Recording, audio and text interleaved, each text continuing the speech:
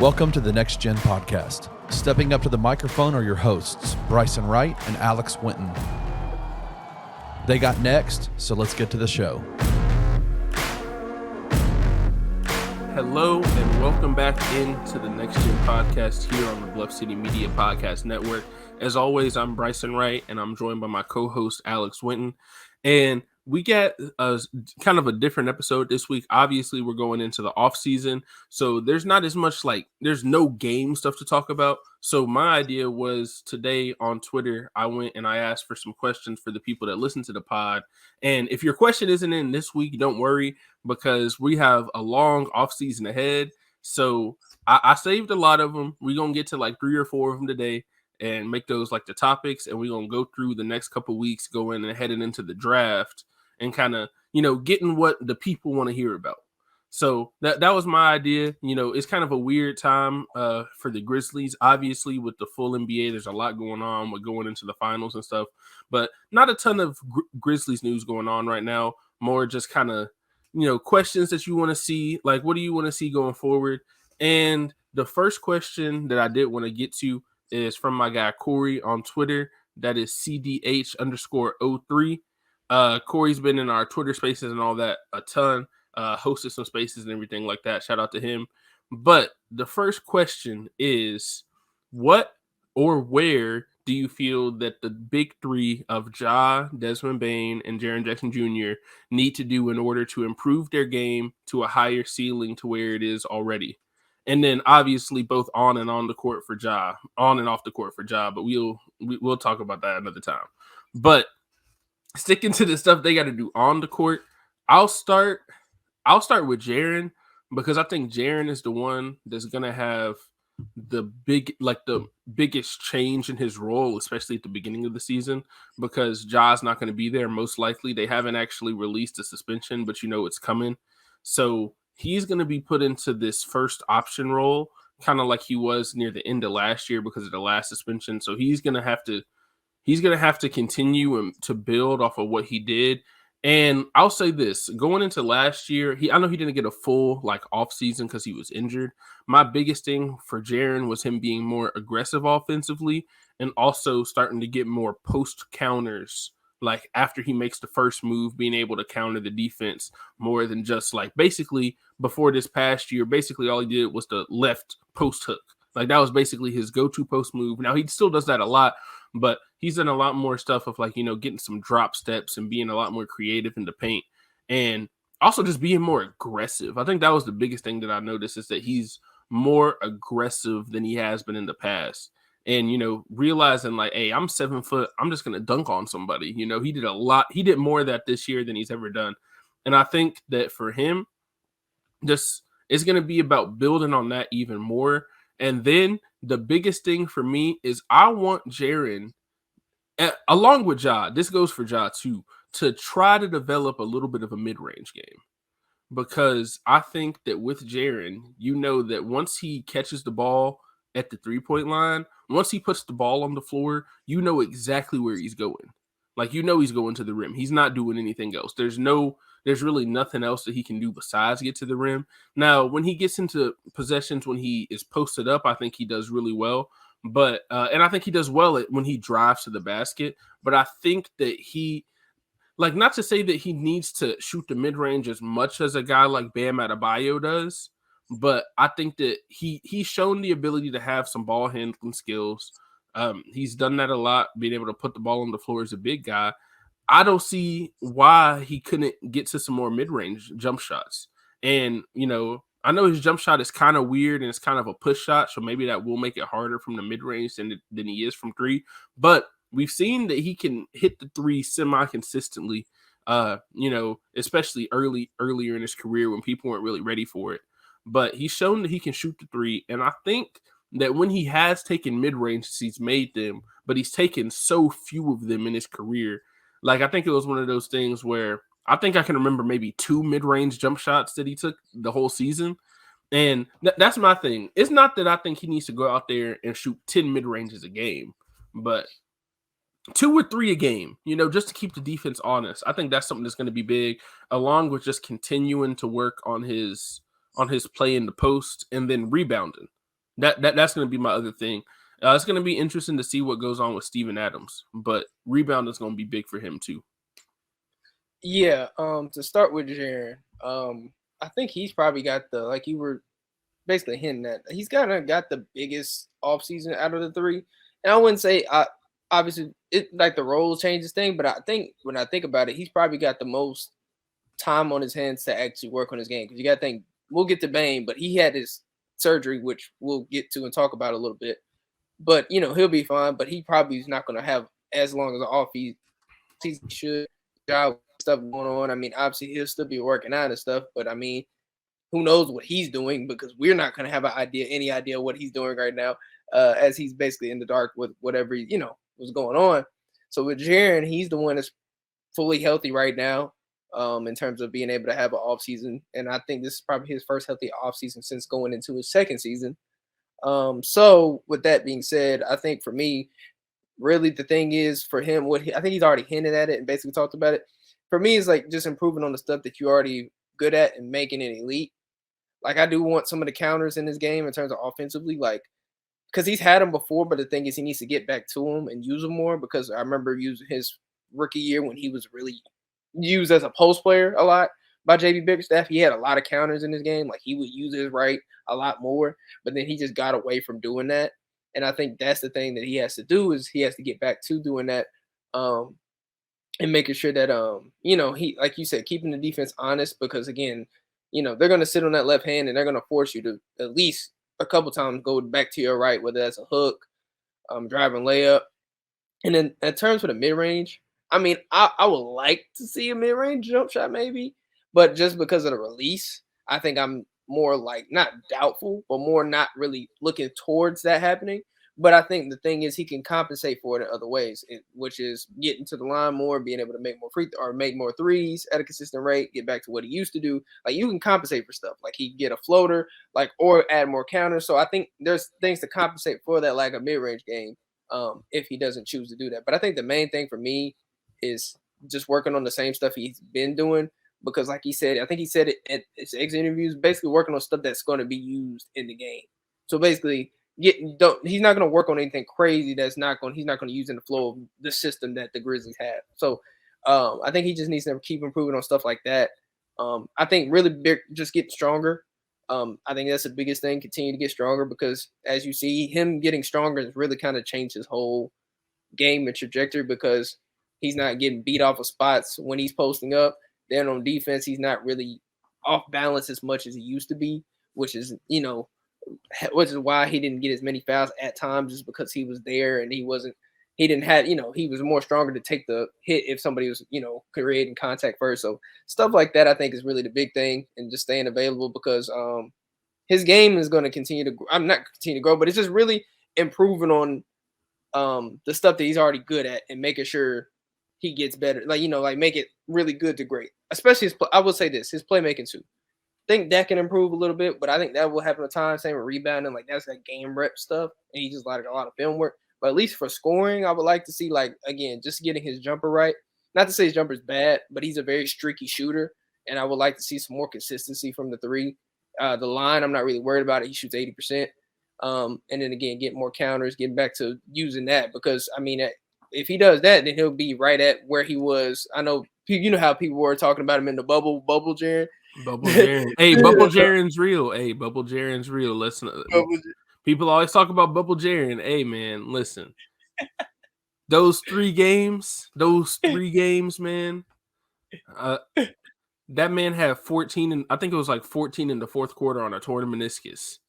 Like, yeah, against the Pelicans, he had like 12 points, yeah. But yeah, if he gets back, he'll basically get back to that. And I'm not saying he's gonna take as many threes, because he's learned how to kind of balance that out. But we'll see the guy that, or at least the guy I envision seeing, which is a guy that can average 20 points a game and be an all-NBA defender. Because he was right at, like, if I'm looking at it correctly right now, real quick, he averaged 18.6 this year.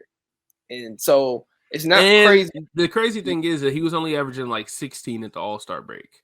Yeah. So, like, he can make another elite. I'm not saying it's going to be like 25 a night, which I don't think you need, but just if you can get him to 20 a night, yeah, I think that's the big leap for Jaren. Like, just improving on stuff you're already good at, making it elite. Because there's certain things where you can have counters, and I'm not saying he doesn't need to not have any counters, but sometimes it's just about getting to the chicken and making sure you keep your stuff right. Like we've seen a lot of guys in the league where I'm not going to say he's Giannis, but like we've seen guys where they only have a few moves, but they're so great at those moves you can't stop. Like we saw it with Zebo. Zebo was always going to get back to his left hand. It didn't matter what you did. So sometimes he doesn't. I'm not saying he doesn't need counters, but I'm saying if he can make that so elite that he doesn't have to worry about a counter or people can't stop it, then that's still just as good as having a counter. So I think that's really what I want to see. So, but really, hopefully, just health, because everything else will grow naturally. I'm not worried about him working. I just hope he just stays healthy, because I think he got hurt. Because I think, if I'm not mistaken, he was working out last year and then got hurt during the offseason. So, I'm just hoping that he doesn't. Hoping we won't have that same bad luck again. Yeah, like that's the big thing is I think as long as he stays healthy, he's gonna get better. And then kind of moving on to Desmond Bane too, is that with Bane, it's kind of different because like talking about a healthy offseason, we know that he's not gonna have a healthy offseason. He did have successful surgery on that big toe that he injured. I guess what was that, like December? Or no, he came back in December, I think. I don't know. I think it was in November when he hurt. Yeah, he got hurt in November, missed a good portion because it was like right after Jaren came back. It felt like he went out. So yeah, it was the Minnesota game, like right before. Yeah, Minnesota game, like before he came back. So I think first of all, I gotta give him some props for playing as well as he did when he came back with a broken toe. Because I've never had a broken toe, but from everybody that I've ever heard that's had like any kind of injury with their toe like that, where you have to have surgery, it is one of the most painful things you can go through, especially for an athlete, and especially when you're talking about a dude who this year, I think his biggest improvement was attacking in transition and attacking the basket a lot more and a lot more often. And he became one of the best fast break scorers in the NBA. If you look at the fast break points, he was up there with the likes of like Giannis in terms of fast break points per game. Which, if you're on that level in fast break points, like that's how you know that I think he was like third or fourth in the league in fast break points per game. So that it was awesome to see him improve that, but to see that he improved in that portion of his game while also dealing with an injury that hinders your mobility. I think that's something that's going to be really big, is seeing how he bounces back from this injury. And then just continuing to, for Dez, it's just continuing to be more of a 3-level scorer. Like that's my thing. I want him to be like a true, like, I don't know if he's like, not to say, because I know Jamal Crawford came off the bench, but like a dude like that who is like, he can go and get you a bucket, whether it's a 3-pointer, whether it's a mid-range, whether it's driving to the basket. I know his wingspan is going to hurt him when it comes to drives. I think, dude, if his wingspan was like 2 inches more, I think that he would be an awesome finisher too. Like, because there's times where it's like, it's not even his fault. You know what I mean? Like, it's just like he just can't do that. It's like sometimes there's just things you physically can't do. Like, it's going to be hard for him to be a really good finisher oversized because he doesn't have the wingspan for it. But when you consider like how good he already is, I think it's going to be about him like being a little bit more crafty and kind of figuring out like when he can actually go to the basket, which I think that's something he's gotten better at. I think he's going to continue to do that, but be more of a threat to attack in the half court as well, instead of just on the fast break. I think that'll be a big thing. And then I think we saw it in the playoffs, is that when he can kind of get going and kind of, I know I sound like an old head talking about mid-range so much, but when he gets going from the mid-range like he did, I think it was in like I think it was like game 4 of that Lakers series, where he was just hitting tough mid-range jumpers over and over again, and some like at some crucial times too. And I feel like if he can get more of that and more of that off the dribble into a mid-range game, it's just going to make the offense in general just so much more open. Because I feel like even with his improvement now, people are not like, defenses do not come into games worried about Desmond Bane off the dribble. They're more worried about him coming off screens, catch and shoot guys, stuff like that. maybe attacking in transition, they'll say, okay, worry about him.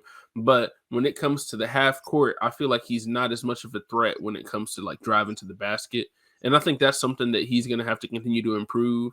And then, like I said, get into the mid-range jumper a lot more too, because when you're as good of a shooter as he is, I think like some of that is just going to be automatic. It's just like an automatic 2 points.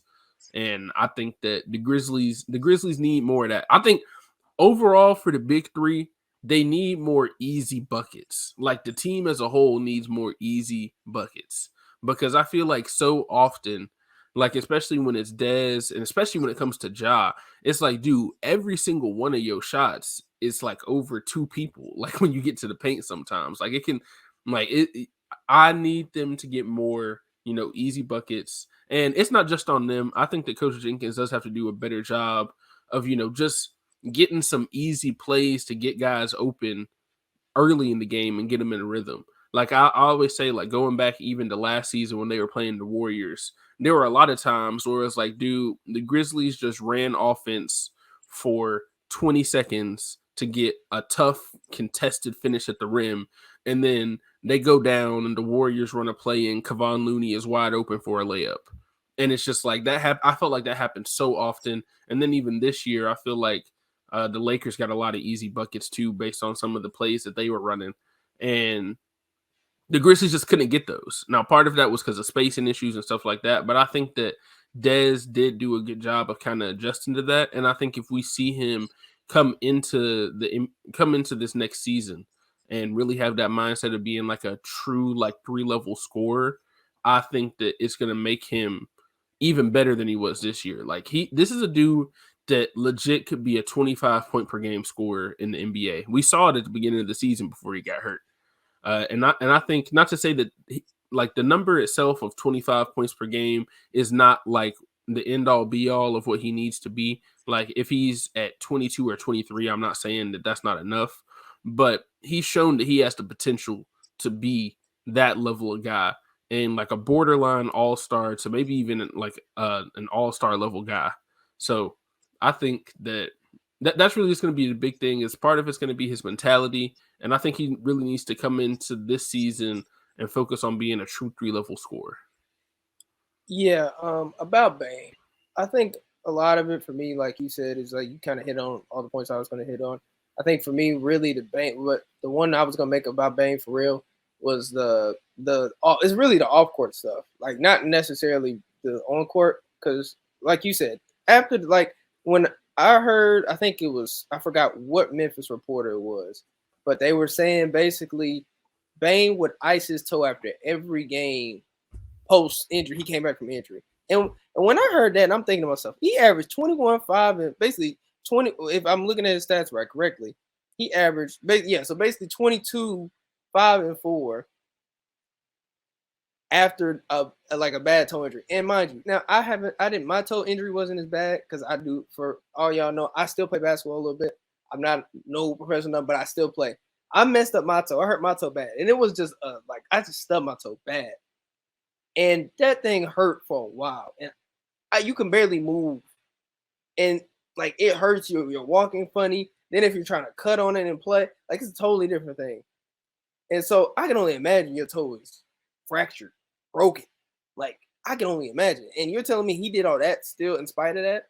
So for me, it's really not about the game. It's really about just getting that toe right. Because we saw, like you said, before his injury, he was averaging 25, 5, and 5. Now, granted, there was no Jaren there, but 25, 5, and 5 is like all NBA type numbers. Like damn near. Like that's 20, like not a lot of guards are just doing that. I know people, the scoring is inflated today, but like we saw the scoring he was doing. Like he was elite, like efficient. He's being a complete player. So like really for him, it's just about getting healthy. But for me, with the off-court stuff, it's about like the leadership role. And I should have mentioned it with Jaren. And obviously we're gonna mention with all of them. They all said they need to be better leaders, and that's who they're gonna be looking at. But the thing for me is what Kleiman was saying about how Bane can be like the heart and soul of the team in terms of the leadership role. And I think he can, because he's a guy that's kind of like usually he's never too high, never too low. And he seems like he's always cared. Like even over his rookie year, he always carried himself like he was a vet already. So I just would like to see him grow more into that leadership role and continue to and it could be as little as just making sure guys that are still in the, team, people that are still in the team, he's hitting them up, talking to them. Then when he's getting back to working out after his toe injury, trying to work out with them, welcoming the new guys if we draft people or, via trade, like stuff like that. I don't want to see more improvement because I don't think the game will do itself. Like you said, the finishing I think is the biggest thing. And I think, like you said, with his wingspan, it's going to obviously hurt him a little bit. But I think with him being the type, again, he's built like a linebacker. So with the strength he has, he can compensate for that. Being able to, like you said, being crafty and being able to use his body and also working on his floater. Like I said, the things that these guys don't have, you can always compensate for stuff. Even if you don't got something there, you can do something here that can make up, for where you lack. And so for Bane, he's got to, I think he's got to be more crafty with getting to his floater. Like you said, getting to his mid-range. Like what we saw with him shooting the mid-range, I think that's the key. I think he's got to shoot more of those, which I think he will. And that's the thing. Like he was doing that, I think, early in the year before he hurt his toe, if I'm not mistaken. And it wasn't a lot of mid-ranges, but doing a lot more stuff off the dribble. Because even though he came back after the toe and did some stuff off the dribble, it wasn't as frequent because of the toe. So getting back to doing more of that creation, because I think people think, just because Bane is a shooter that he can't create at all. And then when people don't realize he was hurt on a hurt toe, so it's obviously harder to create. And he's not a guy that's still just going to take 20 dribbles to create. Like he's very decisive with his moves. So I think Bane, he just needs to really work on his finishing. I think the passing will continue to get better. And so, I'm not going to put a limit or ceiling on Bane. Like I'm not saying he's going to be this dude that we're watching right now in the playoffs in terms of Jimmy, because they both went 30th overall. But nobody saw Jimmy being what he is now, like respectfully. And nobody saw Bane being what he is now. So I'm not going to put a limit too much on Bane. I'm not saying Bane's going to be a top 5 player in the league, but I'm not going to put a limit on what he could be. Like I'm not saying he's going to average 30 next year, but I wouldn't be surprised if he come back healthy and averaging 24, 5, and 5. Like I'm not going to put no limit on him because he seems to improve every year. Like that's in the proof. Like 1 year, 2 year, 3, he's gotten better. So as long as he's healthy, I'm not going to doubt it. Yeah, and this will be the last thing I say on this before we kind of move on to Ja too, is when you look at where he was drafted 30th. There may be 30 players better than him in the NBA, but when you start getting to 30, 35, like he's in that range of players in the NBA already, and he got drafted 30th overall. So everything that happens after this, I think that the Grizzlies definitely got an insane return on that investment as a 30th overall pick. I think that a lot of people, if you go back to that draft, he's probably going top 5, if not top 3. So I legitimately think that a lot of teams, if they could redo that draft, Desmond Bane would have been a lottery pick. So to have that guy, yeah, for sure top 5, and I would say maybe even top 3. Yep. I still think probably Anthony Edwards is going over him regardless, but I'll give Anthony Edwards that one. But I still think the fact that they got him at 30 is really insane. And then moving on to Ja, honestly, I don't have much to say about Ja besides the fact that he has to get it together off the court. On the court, I mean, I'll say this season, it didn't feel it felt like it was harder for him to score than it was like the season before at times. And I think you look at there was a small dip in his average, and I know he didn't have as many of those big scoring outbursts. But honestly, I'm not really that worried about that because he increased his his playmaking stuff. For him, he's got to be a better defender. He has to try on defense. Honestly, there's times where, and it's not just him. I think the team as a whole they have some of these times where they just look kind of lackadaisical. And I think that for him, he's going to have to be better on defense. And I think it's going to be very important that he kind of locks in and actually, and not to say that he's going to be an all NBA defender. Ja is never going to be an all NBA defender just because of his size and stuff like that. He's always going to have people that are going to be able to kind of back him down and stuff like that. And, he's never going to be a great defender. But I think if we see him continue to do what he did early in the year a lot more, which was play the passing lanes and get out on the fast break after that and try to get steals, less gambling for steals when people are driving by and more maybe gambling for steals in the passing lane is what I would say. Because I feel like a lot of times if a dude is driving by Ja, he'll just try to get the steal And then if he doesn't get the steal, then it's just like on Jaren to block it once he gets there. So I think that's one of the things that he needs to be better at is, just staying in front of your defender. And I think really just like the team in general needs to be better at that, just keeping guys in front of you. So I'll say that for like the defensive end. And then offensively, not to say that he needs to shoot less threes, but I feel like they need to come more in the flow of the offense. It seems like sometimes, like some nights, he just goes in there and he's deciding like, oh, I'm going to shoot more threes tonight. And whether sometimes they're not good threes, sometimes they're open and he just misses. But not to say that I never want him to take it, because like I said with Jaren, like you got to keep the defense honest. And if you're wide open, take it. But I feel like there were some times this year where he got a little too 3 happy. There's a couple times. Now, I'm not saying that's every game, but there's a few times where it's like, dude, like you missed the last couple. You need to get back to like driving to the basket and stuff like that. But when he does do what he's best at, he was still awesome at it. So I think that's the number one thing is when he's driving to the basket and he's doing all that, it's what he's best at. It's what he's best at.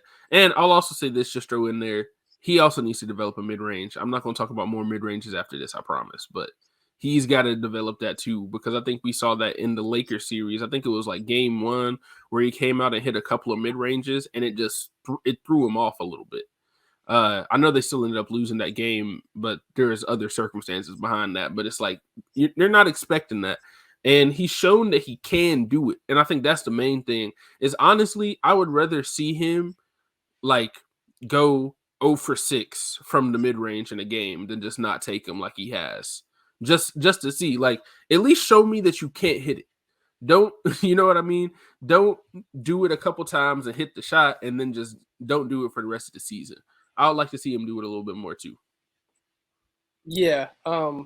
I think to your point, what you're saying is what I was gonna say, just in the shorter, or what I'm saying is in the shorter version, being smarter and on and off the floor. Literally, is all about being smarter. And I can say that for Jaren and Bane as well, but really, Ja, off the court, it's about just moving smarter.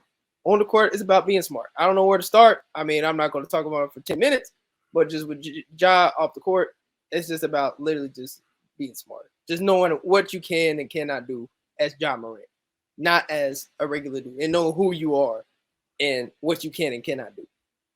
In terms of on the court, he has to be smarter in his decision making, whether that's a point guard, passing, shooting the ball, in terms of his shot selection, and obviously, like you said, defensively. And I'll break them all down, right? With the playmaking, I think he's a really good playmaker. He's one of the best playmakers in the league. But in spite of that, there's a difference. People, you can't just look at the assist numbers and think that makes somebody a good playmaker or a point guard or whatever. You have to watch the film and you have to understand, like, are there assists coming in within the flow of the offense? Are they getting hockey assists? Like, you got to look at all that. And where with Ja is, a lot of his assists are usually spoon-fed in terms of he's either it's going to be him collapsing the defense and somebody wide open or somebody in the pick and roll. Whereas instead of, you got it in an action where, he's throwing an entry pass to Jaren and he's letting him work, or a down screen. Like, that's usually how it ends up. And not to say he doesn't look for it, but he could look for it more. And I think he could kind of set up guys a little bit better in terms of where their spots is, in terms of not being able to having to dominate the ball. And I'm not saying he hasn't done it before, just doing more of it. Because I've seen it before where he'll defer. And like basically when he came back after the suspension, doing a little bit more of that, being able to pick a spot. And then obviously with shot selection, when I talk about being smarter, it's literally about the injuries that he's had, like the one he just had, what you're talking about, taking more mid-range and floaters. And it's not like he can't do it. We've seen him do it. I've seen him literally last year do it, where he was killing folks with floaters, like literally. But then for whatever reason in his brain, he thinks he can just dunk on everybody, or not dunk on everybody, but just challenge a shot block or somebody. And that's how you have things like with him getting hurt with Anthony Davis, and that's what didn't make any sense. Like you're talking about, he took like 2 or 3 mid ranges and made them. Then he also took a floater at the end of the half, made it. Why did you just keep going with it? But then this one decision, boom, you hurt your hand, and now that changes a lot of different things.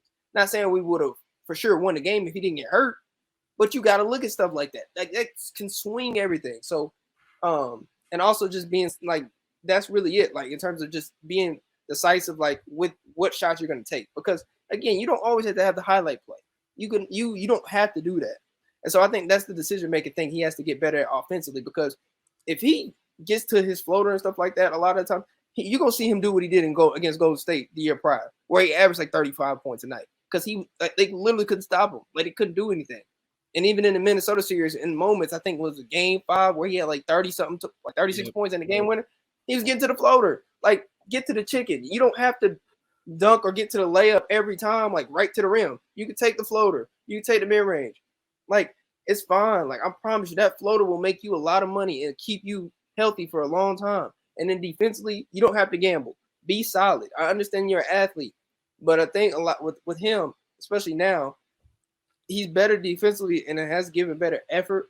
But again, it's about reading the game. Sometimes sometimes it's better just to be solid, because in that action of just being solid defensively, they might cough the ball up naturally. Anyway, just off of just you playing good disciplined defense alone. So you don't have to always gamble, especially because again, if you're like you said, you're putting Jaren in a bad spot. You don't want to put Jaren in a bad spot, especially when he already gets foul trouble a lot.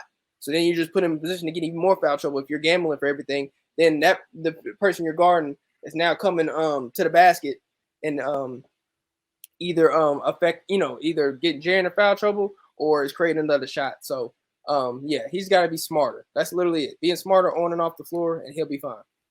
Yeah, and then I like that you brought up the floater too, because even if you go back to like 2021 when they played the Warriors in that playing game, like the floater was like in the clutch of that game, and the shot that eventually got them into the playoffs that year was the floater. And I think that there are times where he goes to it and he has success, and then there's times where he just abandons it from his game. And I think that's something that I think is, being more consistent with that, being more consistent in the mid range, and just adding more to what he already does as a finisher. Because I mean, he's going to be one of the best finishers in the league for as long as he's in the league. Like, he's going to be one of the better finishers. I have no question about that. But then moving on, it's crazy. This is only our second question. We might have to push a couple more to the next episode, because we went for like 30 minutes on that. Is from my guy Coach BG. BG Biscite on Twitter, and the question that he had is now the time to go is now the time to go all in for a win now move, or has the Ja situation complicated that? I'll start by saying I don't think that the suspension that's coming with Ja or whatever is going on it should change what they do in the offseason, because I think it's something that they should be pushing for the playoffs. And in my opinion, I'd say yes. I think it's time for them to go all in. Now, that's not to say to just throw all like the young guys and just throw them out for the first guy you can think of. Like, I'm talking about going all in for the right guy. I think that they don't necessarily have all of the assets to do it, but I think that they have most of them to get like a solid guy they can go all in on. And then I'd also say I think they do need more of a veteran presence kind of like around the team. Just not to say like Steven Adams has done a great job since he's been here, but I think they just need another guy who's been on like maybe some championship level teams, or somebody who's been around like some of the other better players in the NBA and see how those guys operate. Would be something good too. But I think it's time for them to go all in. I know that we've had a lot of stuff the last couple years, and I think they've done well on the rebuilding part. Like, they have rebuilt what they need to rebuild in terms of a team that can compete, a team that is expected to be in the playoffs every single year. Going into next season, everybody's going to assume the Grizzlies are in the playoffs.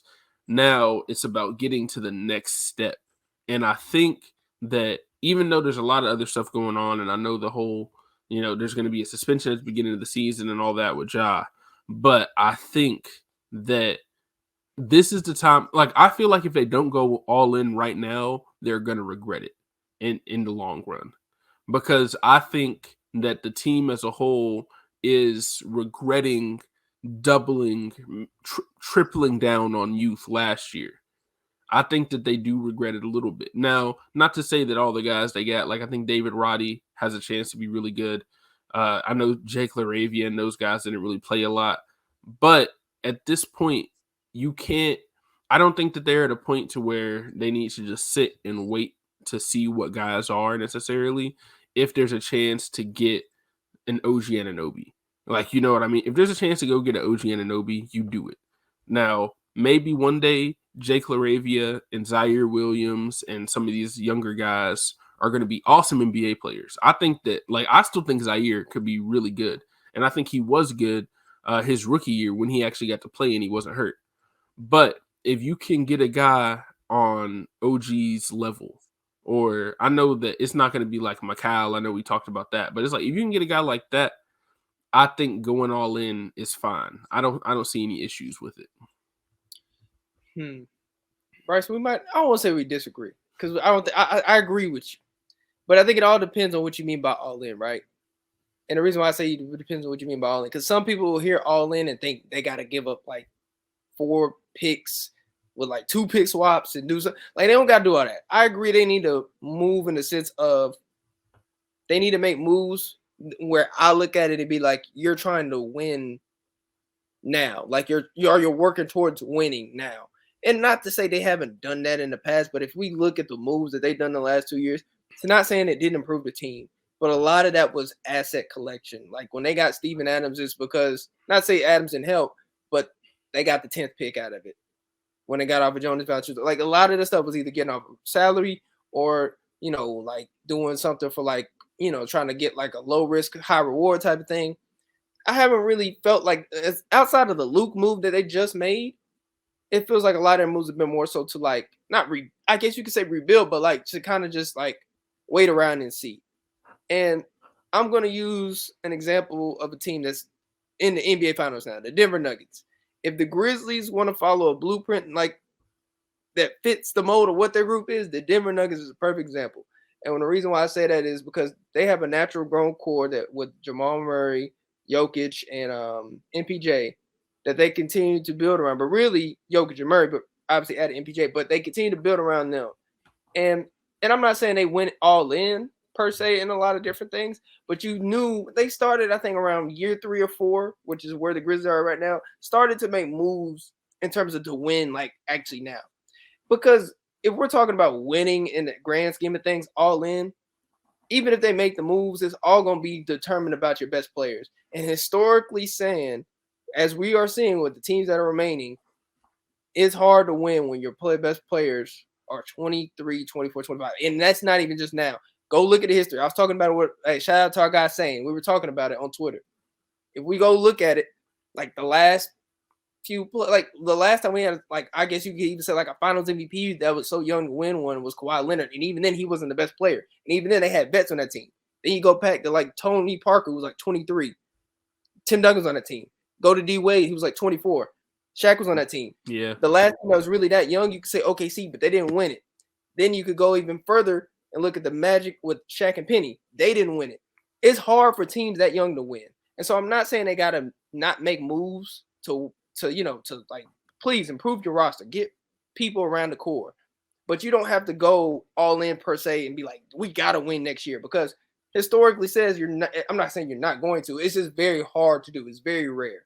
And so for me, I think they need to make moves, moving like they're working towards that direction, but they don't have to do it so much to the point that it detriments their future so much. And I know that sounds crazy, but I mean, like, you don't have to give up. Like you said, if you can get OG Anunoby, like if you can get somebody that fits the timeline, do it. Because OG Anunoby is like 25, 26. He would be able to grow with the core. Like, don't get a guy like it for, like, let's say Chris Middleton, unless he's super cheap. You don't do that because he's 31, 32. It doesn't fit the timeline too much. So they still have to fit the timeline of winning, or when they make the moves, they got to make the moves that fit the timeline of what they're doing. You don't want to do something that, you don't want to be too reactionary. You want to be able to build, but you also want to continue to do what you've done to get to this point, because not all what you've done to this point is bad. Like, I know we lost in the first round, but they won 50 games the last 2 years. They clearly obviously have a formula to build a culture and build something that actually sustains success. It's just about tweaking little things. And so that's where I'm at with it. I wouldn't say they got to go all in. And also, like you said, with Ja, don't let that complicate it, because again, regardless, like Ja's the biggest thing. If he's not focused, it doesn't matter. But my point is, even then, right now, you still can't worry about it. It's not like he's like 35. He's 23. Still make them moves now. Do it. Don't even worry about it. Like if and this is the other thing I'll say when it comes to that, like not worrying about it too, is look at right now. I know the Nuggets ended up going to the finals, but the Lakers had to play in the play-in and made the Western Conference Finals, right? The Heat played in the play-in. They were the 8th seed. They are most likely going to go to the finals unless the Celtics make an insane comeback, right? So I think that even if it does hurt them in the regular season and they have to come in, even if they come in as a 5 or 6 seed, look, I know everybody talks about home court advantage, but I literally said it last year too. Like, home court advantage to me now is not that important because they lose home court advantage in the first game every time.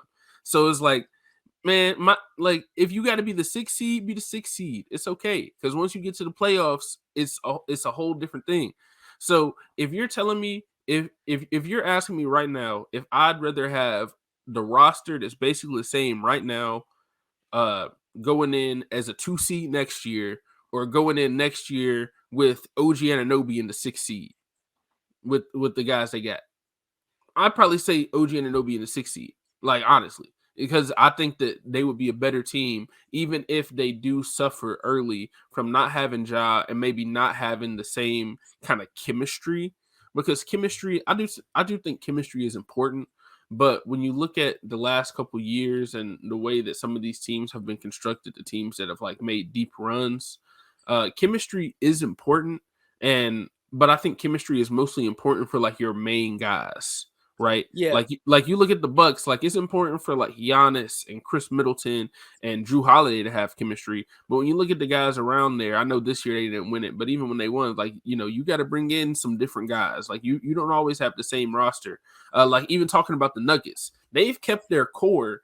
But when you look at that team that went to the Western Conference Finals in, I think, 2020 compared to now, basically the only guys that are still on the team is the core.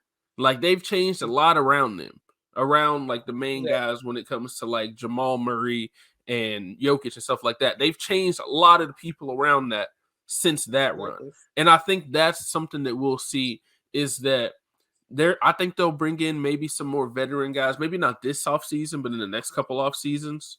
I think you're going to see them kind of, like, not to say, like, I think all in makes it sound like I'm saying they have to sell out to win the championship this year.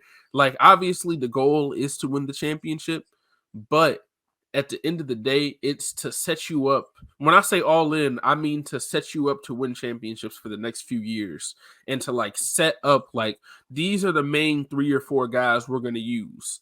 Everything after that is going to be based on performance and based on who's available. Because I think that's how most of the like championship level teams that we see, that's how they operate.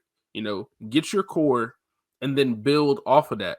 And if something isn't working, then like sometimes you can't hesitate to move on. And I know it's hard because it's young players. I think that's the difference with the Grizzlies and some of the other teams, is it's a lot easier to move on from a guy who's 34 than somebody who's 21, because you don't even know what this 21-year-old guy could be.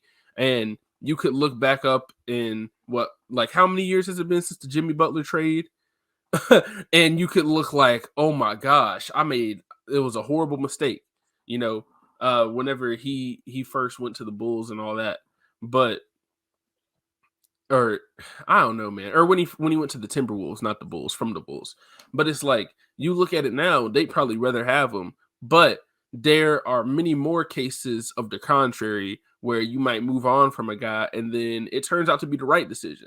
And I'll say this, if they end up winning a championship and then, you know, Zaire Williams in 5 or 6 years is like, I don't know, like a 20 point per game scorer or something, then I'm not going to be like, oh, they made a mistake. You know what I mean? Like if they make the moves that get them a championship, you know, and I think that's really what it's going to come down to, is are they going to make the right moves when they do go all in?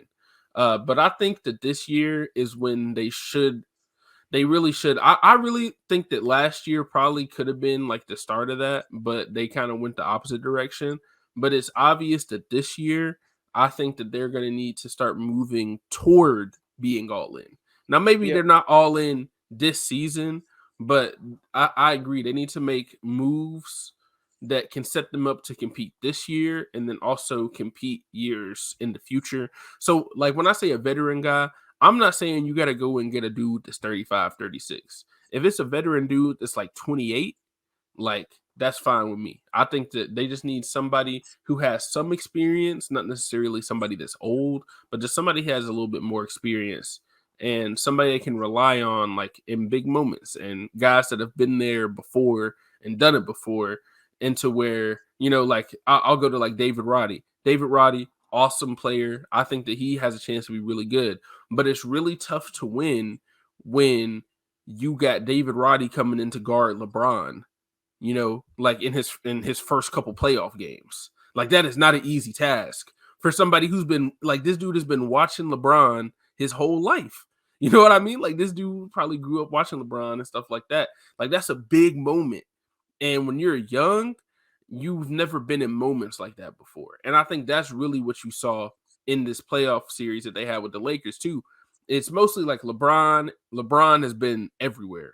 Like, whatever situation that has ever happened in basketball, LeBron has been there before, right? And so everything that he's doing, and like everything that you're doing for the first time, like a dude like that has been doing it since some of these people weren't even born yet. You know what I mean? So it's just like, it can get hard when you're dealing with people that have that level of experience. And not to say that they're ever going to just, there's not many guys with that level of experience out there. But if it's a guy that is at least like I said, OG, I remember OG, I know it was in the bubble, and you talk about the bubble all you want, you know, hit that really big shot against the Celtics, you know, 0.5 seconds left. You know, he's done that before, walked off like it was an open shot in practice. You know what I mean? Like, and I think like a guy like that could be good for the team. So that's what I would say. They need a guy, not necessarily an old guy, but a guy who's seen more and a guy who's been in more situations than they have. And also just continuing to improve. I think that, you know, this first round loss, as much as, you know, people in the fan base and everybody, like, it hit people really hard. And I think you saw that kind of like on the timeline and stuff. Like, it did hit hard. I get it. But it's one of those things where if you look at it like in the grand scheme of things and like going forward, I think that it's something that is going to help them lock back in, get back in the gym, do what they need to be doing. And then I think it's also something that next year, when they're in the same situation, even if they do have home court advantage in game one, I think they're going to be better for it after what happened this year. And I think they're going to be better for what happened in the Warriors series too. Just like actually seeing what it takes for a team of that caliber to kind of like get to the Western Conference Finals, eventually win the championship and stuff like that. Like the Lakers this year, seeing how they made a run as well. And it's like, that's the other thing, is like the two teams you've lost to the last 2 years, one of them, I know they got swept, but one of them went to the Western Conference Finals and the other one won the championship. And they have two of what you could argue where, but two of probably top 10 players to ever play basketball, you know? And it's like, that's who's took you out At the worst last 15. 2 years. You know what I mean? At worst 15, because I know somebody's going to come on here and talk about Steph, but like 10, 15, dude, like it's not like you were just losing to anybody. You know what I mean? And I think that's the big thing. It's like you lost to teams with more experience that have been there before. And those guys had to do the same thing. Like, Steph wasn't winning championships when he was 23. I remember when the biggest thing about LeBron, like the biggest LeBron narrative, was that if you called him, his phone wouldn't ring because he didn't have no rings. I remember all those NBA memes. Like, that was the narrative. And it's so crazy to think about it now. And I think that's why it's like, because you say it too, is like, man, like sometimes you got to take a step back and realize, like, these dudes are 23 years old. Now, I do think, like I said, it's time for them to kind of move towards being all in, right? It's time for them to kind of change the perspective and kind of the trajectory of where they want the team to go. But like we saw LeBron do this, like Steph did this. Jordan, man, people like Jordan was 6-0 in the finals, but the reason he's 6-0 in the finals because he kept getting beat before the finals before that. You know what I mean? Like it happens to you can go through like basically every single guy besides like what Magic, but I mean he got drafted with Kareem, so you know he kind of lucked into that one. Shoot, Bill But Russell. yeah, you know what I Another one. mean. Yeah, Yeah, but like basically rare. it's very rare. Like most of the guys that you see that are the best players in the league and become like these icons, like it took them time before they started winning. And I think that's another thing is kind of before we end it here. I'll let you get a comment in too, of course, but is just sit back and realize like, yes, they need to move. Not to say they need to go all in this year, like I said, but they need to start moving towards win now moves.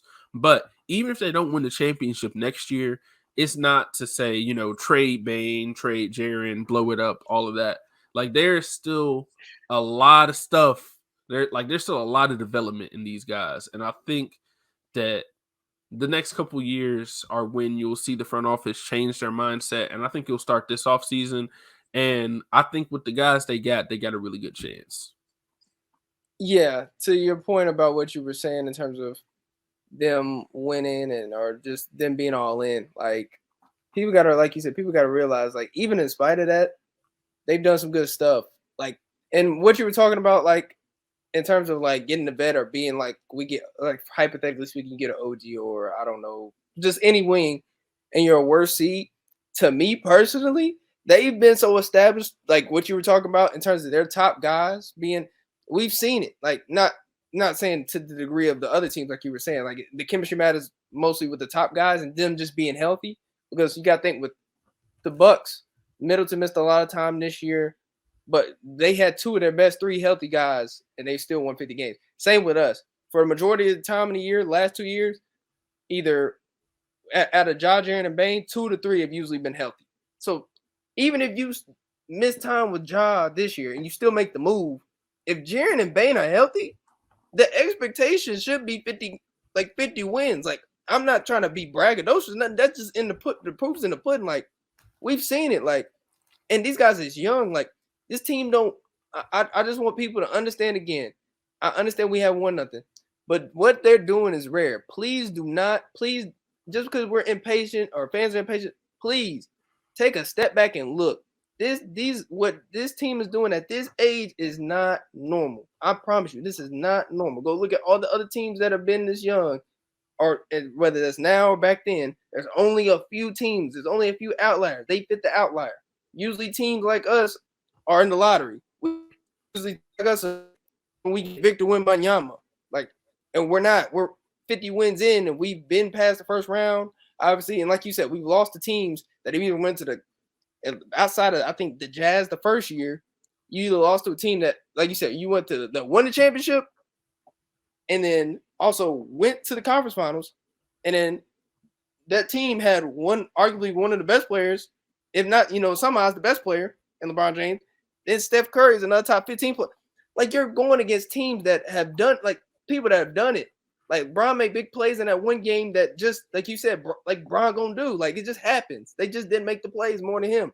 So it happens. It's not like I'd be more worried if we were losing to, like, terrible team. Like, I've been more worried if we're losing to, like, a bad team. But, like, nah, like, I'm not that worried. Like, I'm not that worried. Like, it's like, that's what I'll say. Look, if the Timberwolves had won the play-in and they lost to the Timberwolves, I would have been more worried, I think.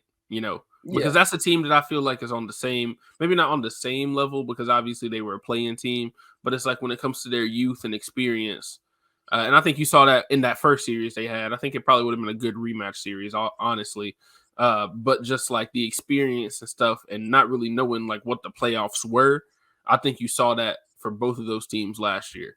But I think when you're playing a team that has a lot of experience, like I said, it can be tough for these younger teams. Like, not even a question about that.